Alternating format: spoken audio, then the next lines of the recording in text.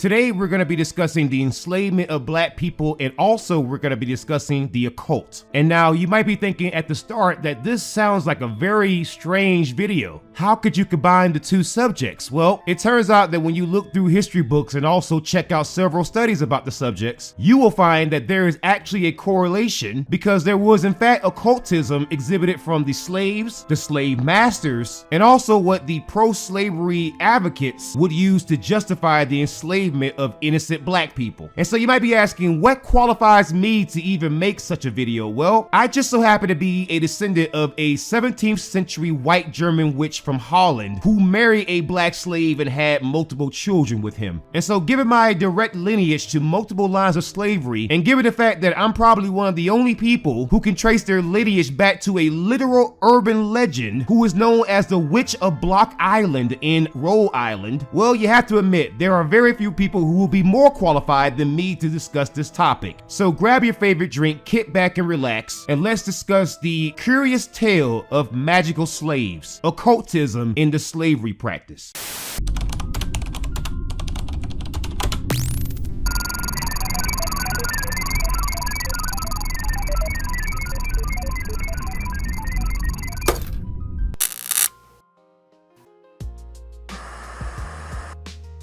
Occultism, as defined by the Merriam-Webster Dictionary, is the theory or practice or belief in or study of the action or influence of supernatural or supernormal powers. And many things have been defined as occultism, from voodoo to Satanism magic to demon summoning, astral projection, fortune telling, mysticism, shamanism, and other practices and beliefs. Generally speaking, occultism just falls outside of major belief practices. And there are double standards when it comes to labeling one practice or belief as occultism versus others. The word occult derives from the Latin word occultus, which means secret agency or hidden. And the suggestion is that if you utilize magic, or you know about esoteric knowledge and esoteric systems, shamanism, paganism, and any other type of occult knowledge, then what you are engaging in is secret or hidden knowledge that was not meant for human consumption, and certainly not for human utilization. But people don't understand the role that the transatlantic slave trade played in perpetuating the beliefs in witchcraft and also superstition that we still hold to this very day. For example, did you know that at one point the people who were enslavers were sometimes seen as witches themselves, or using some sort of evil magic? And this wasn't super common, but however, there was a flip side to this. In the early days in Europe, and also the lands that we call the United States today, if someone were to be labeled a witch, they could either be sold into slavery or they could lose their life, or both.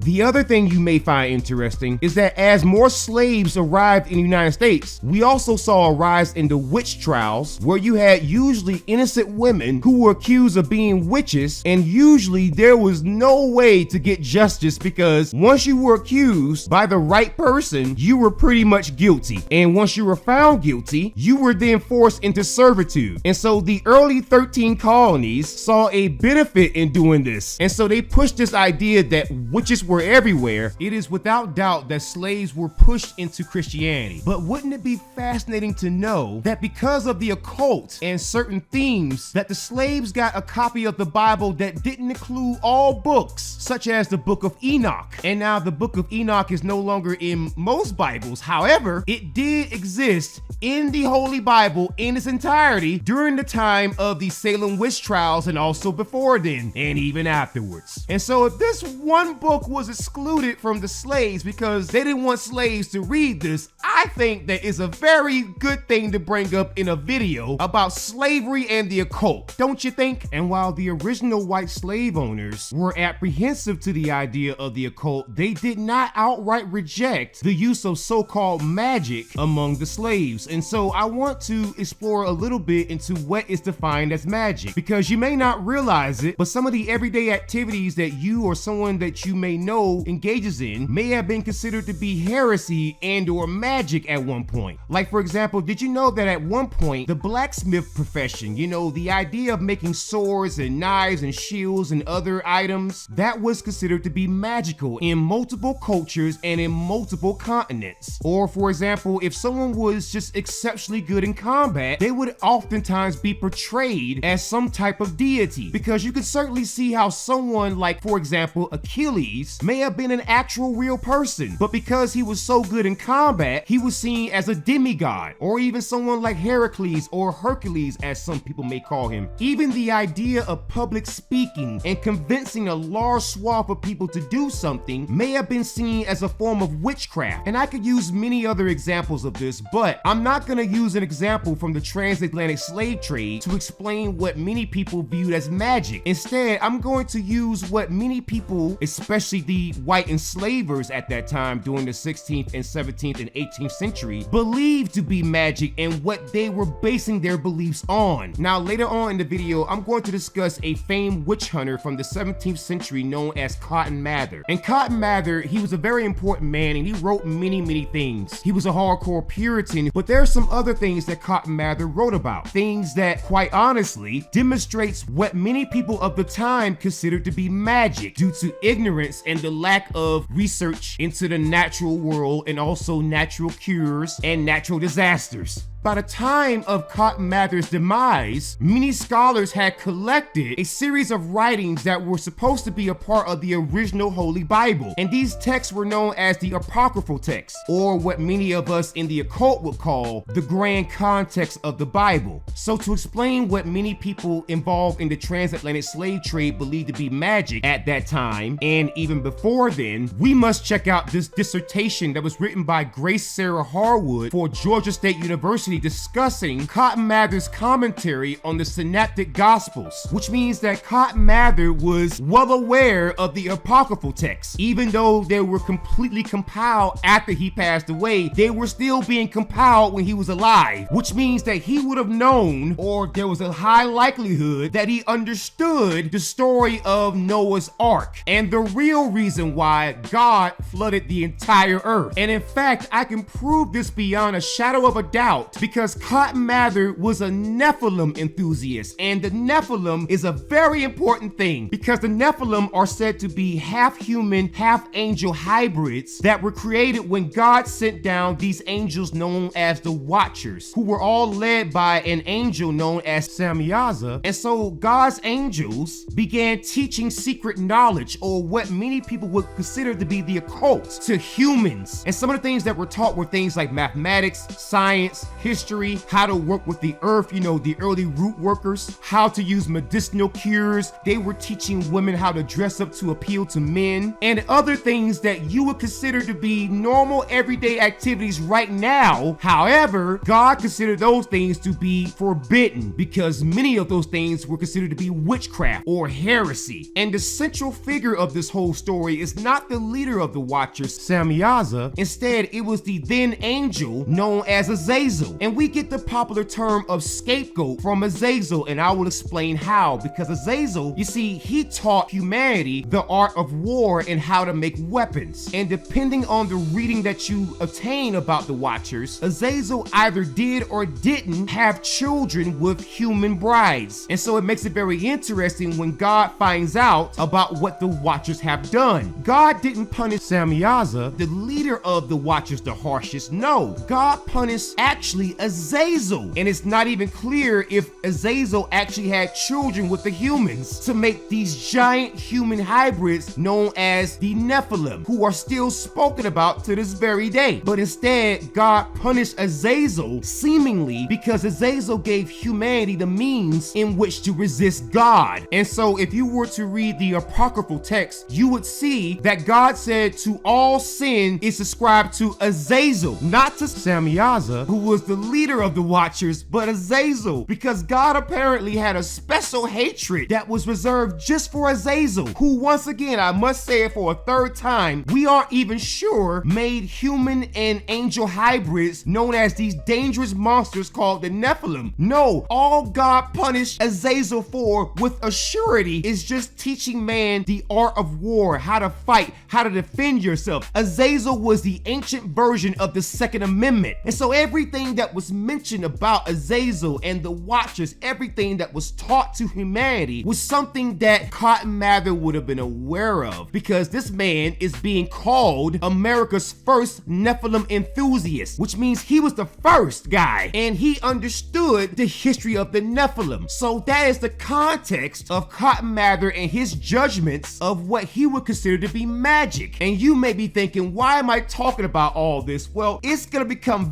very relevant later. And you might be asking, why did I go through all the trouble of speaking about the apocryphal texts? Well, the apocryphal texts were used to justify a lot of slavery and also colonization. And the way that I can prove that beyond a shadow of a doubt is that even Christopher Columbus read the second book of Esdras, which is a part of the apocryphal text, and it's quoted here from Christian History Institute that his sailing across the world was in part because of the second book of Esdras that says that God created the world in multiple parts, specifically 7, and that there was a water world but also 6 dry lands. And so he used this calculation to try to find places. And so if it were not for the apocryphal text, Christopher Columbus and the Spaniards would have never colonized Hispaniola and other parts of the world.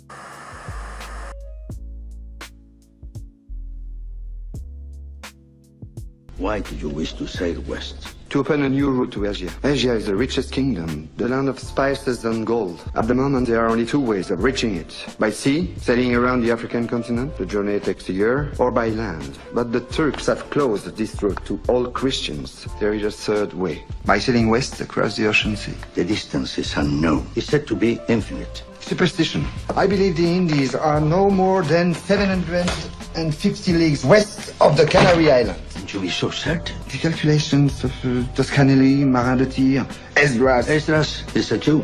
So what's worse? 2 minutes, and already you're a dead man. And it's hard to talk about the apocryphal text with the Bible without discussing the curse of Ham, or the part of Genesis that supposedly justifies the enslavement of Africans. And in fact, you had Jewish, Christian, and also Muslim clergy members who utilized the curse of Ham to justify the enslavement of black people. And this story is quite common, and we saw this throughout the world, because for going on 500 years, it was taught that black people deserved to be enslaved because a Hebrew prophet condemned black people who descended from Canaan, who was Ham's son. But I must say that when it comes to Islam, the Quran does not mention the curse of Ham, and the curse of Ham was eventually rejected by Islam before Judaism and also before Christianity. So Islam got this right where the other two got it wrong for so long. And in fact, some people, when they read the book of Genesis, several Jewish and Christian scholars suggested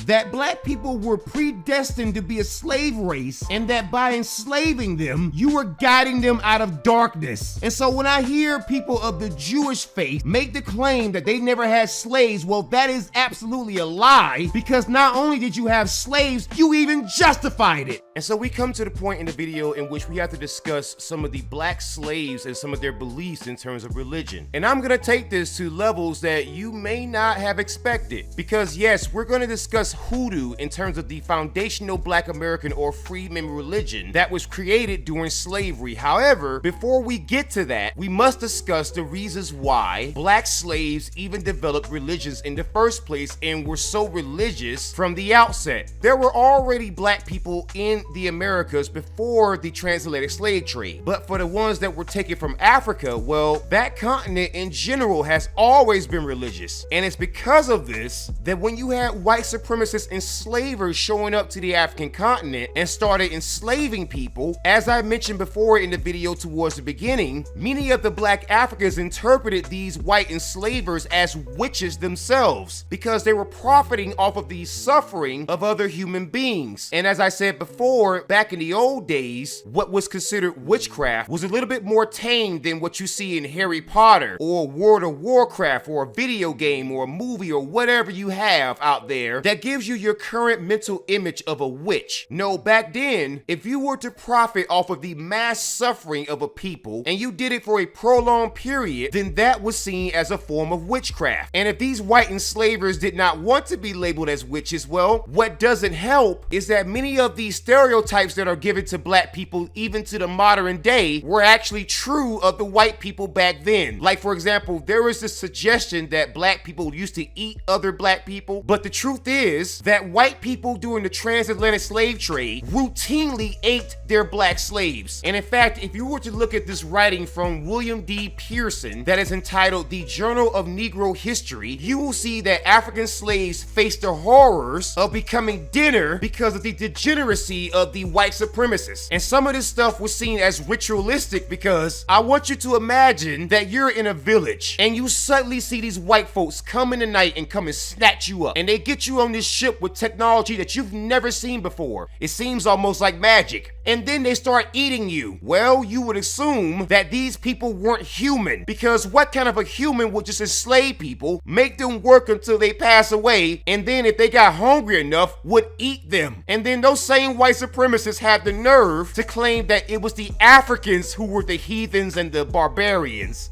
And in fact, many African slaves were so aware of the cannibalism by the white enslavers that many of them decided that the grave was a safer place than living amongst the enslaved. For example, in 1803, the Igbo people, who were known to be rebellious, did something that etched their names into the history books. Because in 1803, a group of Igbo people who were due to be slaves decided to jump from the slave ships. And this came after they took over that slave ship. And this happened on the Georgia coast. Those people were from Nigeria. And in terms of my own occultism, I have a tattoo of a sigil of an entity that I don't believe belongs to the Abrahamic faiths, but instead belongs to a Nigerian tribe that still exists to this very day. But more importantly, I come from this exact same line of people, or at least on one side anyways. And what they did was so iconic that not only do we have monuments that are underwater, but if you remember the Black Panther movie, the character Killmonger that was portrayed by Michael B. Jordan said something to T'Challa, who was the Black Panther as portrayed by Chadwick Boseman, when T'Challa wanted to save Killmonger. Well, Killmonger said this in terms of not being placed in a jail cell or in bondage. And he told T'Challa to bury him in the ocean with his ancestors because they knew that death was better than bondage. What Killmonger was talking about were the Igbo people, who in fact jumped from the slave ships. And you may think that's a very random thing to bring up in a video about slavery and the occult, but this leads into hoodoo and other practices because many Black Americans, and especially those who are into the occult or occult practices or alternative religions outside of the Abrahamic religions, still believe that water and roots and dirt are the foundations of black magic, or magic that is utilized by black people.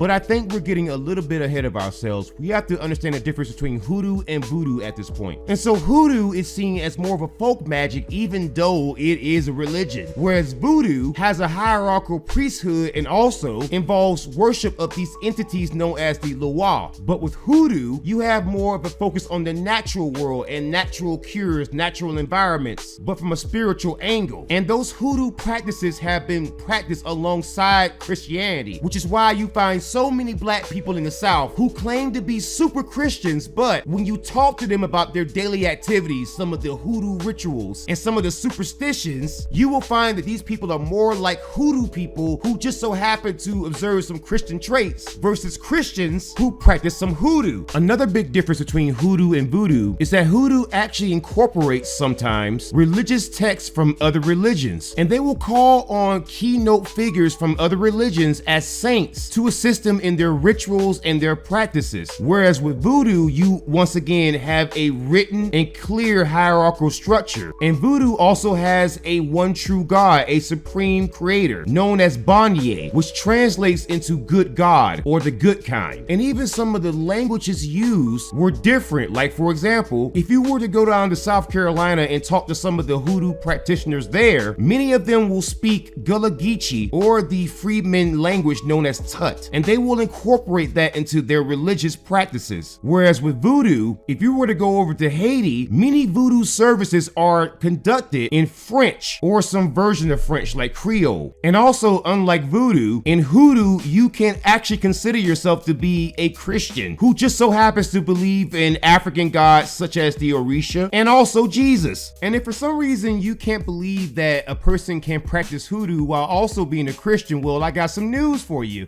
It is common in America to practice hoodoo while also being a Christian, and it has been common for hundreds of years. In fact, there are some practices in which when I mention them, some light bulbs will come on in your head because you'll recognize them. Like for example, did you ever find it weird how in only the South, for the longest time, did you find this phenomenon of catching the Holy Ghost, or when someone proclaims to be caught up in the spirit and just starts falling out or doing backflips down a church aisle? Well, let me tell you, that is not linked to Christianity. No, instead, that is linked to hoodoo. And in fact, even some of the modern day methods of baptism is linked to hoodoo, especially in the Southern Baptist churches and even the white churches who copied the black churches. And then if you look at the ceremonies themselves, especially with the black church and the AME church or African Methodist Episcopal Church, you will find remnants of hoodoo everywhere. And the way that you know this is absolutely true is because many hoodoo practitioners actually use parts of the Bible in their daily practices. And so you had slaves who had this religion and they wanted to practice it. And so in an effort to hide it from the slave masters, they would combine it with Christianity, whereas you didn't have something like that with voodoo. Another big difference is that you can't just pass down magic from one generation to another in voodoo. But in hoodoo, that is actually a feature in that it is common for someone's ancestors to have practiced hoodoo, and that be the reason why the next generation practice hoodoo. And so basically hoodoo is more of an ancestral religion, and with some rituals, I can tell you from personal experience, you need the help of the ancestors, or else that ritual and whatever effect you're desiring to acquire will fail. But I have a much more simplistic and down-to-earth difference for you. Hoodoo more so focuses on the natural environment in terms of what you can generate, what you can conjure, what you can summon for protection, and more practical things that are more tactical use for everyday life. Because hoodoo was created by slaves during the transatlantic slave trade in the United States, and therefore the practice had to be practical. However, with voodoo, you see more of a spiritual angle. You don't see as much natural cures, ointments, and tinctures because you have an organized religious structure there, much like a church. And so you can do some of the same things in hoodoo as you do in voodoo and vice versa. However, the difference is like this. If you have scissors and a butter knife, sure, you could cut a piece of paper with a butter knife, but you would more easily cut it with scissors. And you can cut some butter with scissors, but butter knives are made to cut butter. So while one can do the other sometimes, one thing is meant for one thing and the other thing is meant for their thing, and you should never confuse the two. One of the other differences is terminology. In voodoo, once again, you have an organized religious structure, and in hoodoo, not so much, for the most part. You have the concept of a voodoo priestess or priest, but in hoodoo, you have the concept of a root worker or conjure woman. And that term root work was used in English in the 1830s to describe black people, usually black men, who were root doctors that used traditional herbs, roots, and spells and potions and other things that are more associated with hoodoo than any other spirituality. And some of the effects of root workers and conjure women can still be seen to this very day. And in fact, the traditional term for Black American medicine was called root work. And the reason why Black American women who were slaves were called conjure women is because hoodoo is a conjuring type of magic. Voodoo manipulates the natural world, whereas with hoodoo, you are supposed to create new things and conjure cures and conjure things for protection. And that sort of belief system lends itself to creativity, which explains why so many Black Americans to this very day today, and especially the black descendants of American slaves, are such a creative people. And that's because for centuries, being creative and making up things and conjuring things was how we survived.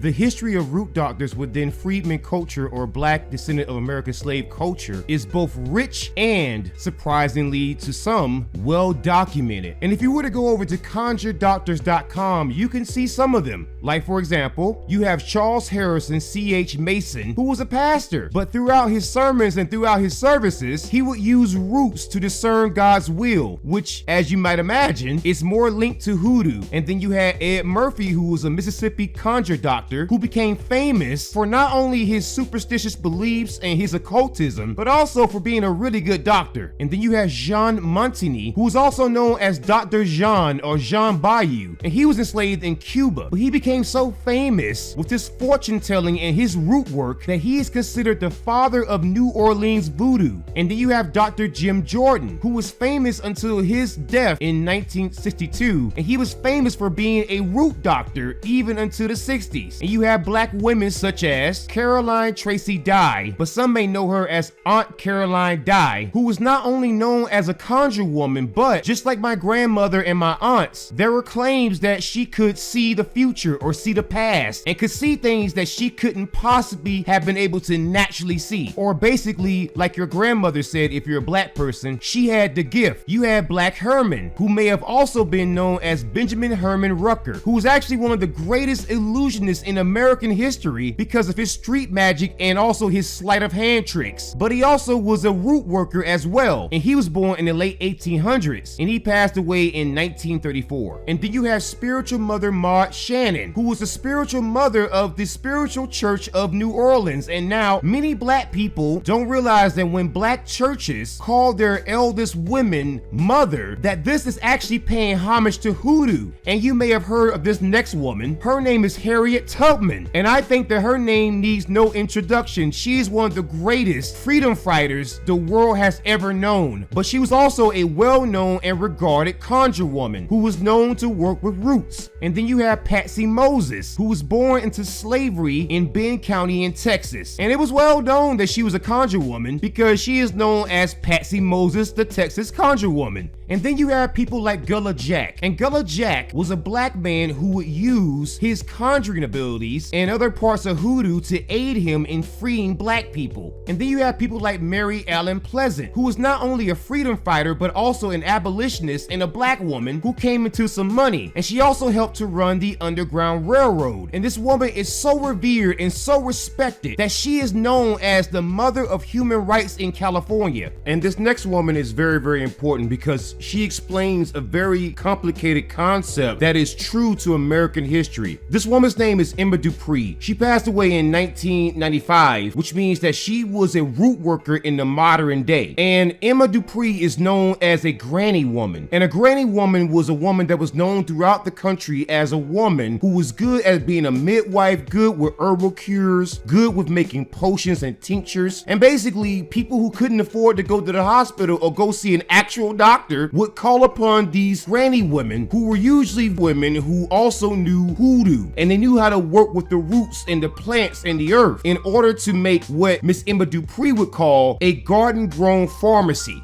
You have others like Marie Steele, who was a black and Cherokee Indian woman, who was a well-noted and well-respected conjure woman. You have Aunt Sally from Gee's Bend, Alabama, who was not only one of the only midwives in the area, but she was the only medical personnel in the entire area. And the only medical expertise that she had was her root work. And you even have people who were unnamed, such as this Mississippi conjure doctor, who, like many in his time in 1926, were not respected because of their skin color, but were utilized because of their medical expertise. And the next part of this video is gonna be contentious because I'm gonna mention a slave who I believe to be black, but many other people describe as Native American, and I think those people are just engaging in bad faith arguments. This woman that I'm referring to is named Tituba, and Tituba was a slave that was brought from the Caribbean, and she was owned by a man named Samuel Parris, who was a minister in Massachusetts. And this woman was accused of witchcraft, and that one accusation would start off a chain of events that was referred to as the Salem witch trials. And when you read some of the information about Tituba, you will find what I describe as intentional omissions of some historical facts. If you were to check the Salem Witch Trials Museum, you will find out about 2 other women, and the story of these women is even more interesting because one was named Candy, and she was a black woman who was enslaved from Barbados, and she was owned by a white woman whose name is Margaret Hawks. And so that shows you that when you see the modern day white woman claim that she has somehow a comparable struggle to black people, well, I gotta ask the question, at what point was it legal for a black person to own a white woman, like white women own black people? And then you have the story of Mary Black, who was owned by a white man named Nathaniel Putnam, and she was accused of witchcraft in 1692. Tituba, the most important figure in the Salem witch trials, was indeed a black woman. And the people who don't understand this simply don't understand the history of how we classified people by race in this country. Because it was very common in the early days, and especially the 16th and 17th century, to refer to people as either African or Indian based on just eyewitness testimony alone. Because if you were to read the backstory of Tituba, you would find out that even the famed witch hunter and Puritan Cotton Mather once described her as a slave from Africa. In fact, the early Puritans, they really had a different way of categorizing race, because they wouldn't just label someone as black just because their mother was black and their father was a native, and they would just go off of what they would perceive based on vision alone. However, if you look at the colonial references to Tituba, you would find out that this person practiced hoodoo, which is a practice that was created by black people during slavery in the United States. And just like this paper that was written in the year 2000 by Veda Smith Tucker from Grand Valley State University, you can see that there's been some grand attempt to erase the blackness right out of Tituba. And the fact is, her name Tituba is a name that is found in Nigeria, and that name comes from the Yoruba traditions, which is linked to popular deities such as Ogun, Anansi, Shango, Yemoja, and many others. So you have this woman who is practicing a religion that was made by black people in slavery, and she has a name that is still being used in Nigeria till this very day. And if you were to read the book written by Peter Charles Hoffer entitled The Devil's Disciples, Makers of the Salem Witchcraft Trials, that was published under the Johns Hopkins University Press, you would see that Tituba and her black origins are seemingly being covered up. And in fact, this guy appears to believe that Tituba wasn't Indian at all, that she was completely African. And we also find the evidence of the reasons why people thought that she was Indian. And it's the exact same thing that I was thinking when I was reading this, because I saw the last name of her husband. And so you see Tituba marry an Indian man, and his name was John Indian. And so when you marry a man, you take on his surname. And so when people who didn't understand history or understand the history of her name coming from Nigeria, well, they assumed that she was an Indian. And that is despite all of the facts to the contrary, because at the very least, you would have to say that she's at least half African, because oftentimes when you had marry a black person who was a slave back in those days, what would happen is that person, especially if they were a woman, and especially if they might have had some racial ambiguity, would oftentimes be assumed to be the racial identity of their partner. And so as you see from the quote here, Tituba, just like many black women who were slaves who married people who were outside of their race, but also may have had some racial ambiguity, will be changed from African to Indian. And so this whole time, you had people out there trying to give the credit of suffering to other groups and trying to erase a historical figure despite all the evidence to the contrary. And if you need further evidence of this, well, I found a paper that was discussing the Arawaks and the Maroons. And the Arawak people are also known as the Tainos, who largely resided in the Caribbean islands. And while those people are not black, we find out that they had interactions with the Black Maroons. And if you don't know who the Black Maroons are, well, let me explain. You see, the Black Maroons were escaped slaves who started their own tribes and their own armies in both North and South America. And their whole goal was to live peacefully and/or burn down slave plantations and free the slaves. Basically, these people were freedom fighters, and they were pivotal to some of the most important revolutions revolutions that we've seen in human history. Like, for example, you can see the occult influence that the Black Maroons already had due to many of their beliefs that were rooted in African religions. And then aside from that, we know that the Black Maroons interacted with the Haitians before and after the Haitian Revolution. And we all know of the occult practices from Voodoo and other beliefs that is located in Haiti. But that's besides the point. We know that the Black Maroons and the Arawak people actually intermingle and intermarry. And we know this because Christopher Columbus met the Arawak people in 1492. And then shortly afterwards, the Spanish ransacked their lands, and those lands included Caribbean islands, such as Hispaniola and also the Bahamas. And due to disease, enslavement, and even some of the Spanish taking the life of the Arawak people, many of them perished. And so when the numbers of the Arawak people were going down, the Spanish imported black slaves. And those same slaves, as I mentioned before, intermingled with the Arawak people. And it is for that reason that many of the Arawak people were classified as black or maroon, which was another way of saying black. So the idea that Tituba could not have been a black woman is not only ridiculous, but that suggestion in no way reflects historical reality. And so I call the Salem Witch Trials Museum. And when I tell you that that museum engaged in the concept of I'm white and I say so, I'm not kidding you, because even the so-called educational director sat there and told me this woman was Indian and there was no way she could have been African, and that they leaned more towards Indian. And that is despite the fact that Peter Charles Hoffer and other people have clearly pointed out that she is African. And like I told them on the phone, many black women who were slaves who married other people outside of their race would assume the racial category of their spouse, and especially if that person has racial ambiguity. And I was even told on the phone that it was uncommon for women to take the last names of their husband, and that's despite the fact that Peter Hoffer clearly says otherwise, because I'm gonna quote right here. It says, quote, Tituba became Indian because her husband was Indian John. His identity became hers, just as women took their husbands' names and their husbands took married women's property. There were a number of such intermarriages in the 18th century in which racial identity shifted from African to Indian.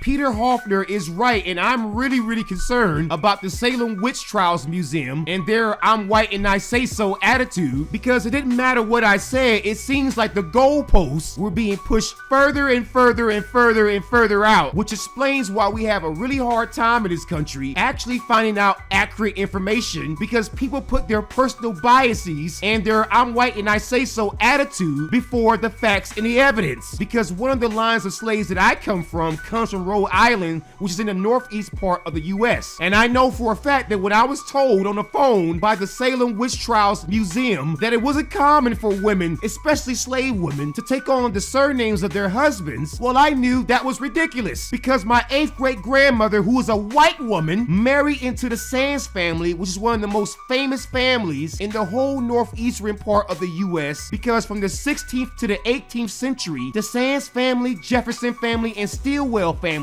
had slaves who built up a good bit of the northeastern part of the United States. And so it is very insulting to have a white person lecture me about slave names when the fact is I have 5 different historical societies who have featured my lineage because I am so good at researching. And also when I talked to the Salem Witch Trials Museum, there was this suggestion that the reason why her race went from Indian to black is due to racism. Well, that's not true, because if you actually read the account of the famed witch hunter Cotton Mather, he said that while he was interrogating her, she transformed from African to Indian, which means that this early school racist literally changed this woman's racial identity. And the I'm white and I say so people at the Salem Witch Trials Museum is literally just going with that. And that's despite the fact that when you research the name Tituba, it comes from Nigeria. There is no current large swath of native women named Tituba. And the way that I'm gonna pull rank on this is that I'm currently a practicing occultist who utilizes Ogun and also Anansi from the Yoruba traditions that comes from Africa. And I know that Tituba is a name that comes from those traditions. And if people claim otherwise, I'm gonna call them racist. Because if you can't find a bunch of native women named Tituba right now, and yet you can find that in Nigeria, and then we see proof that Cotton Mather claimed that this woman used hoodoo Voodoo with an African name, then at this point, if you're claiming that she's native, you're just engaging in I'm white and I say so, and you're also engaging in black erasure. Because when it comes to correcting the record, we know that those records were never corrected because white people wanted to correct them willingly. It's time to stop lying, and it's time to stop using other people to delegitimize black stories, and all because you want a connection to a story that is not yours.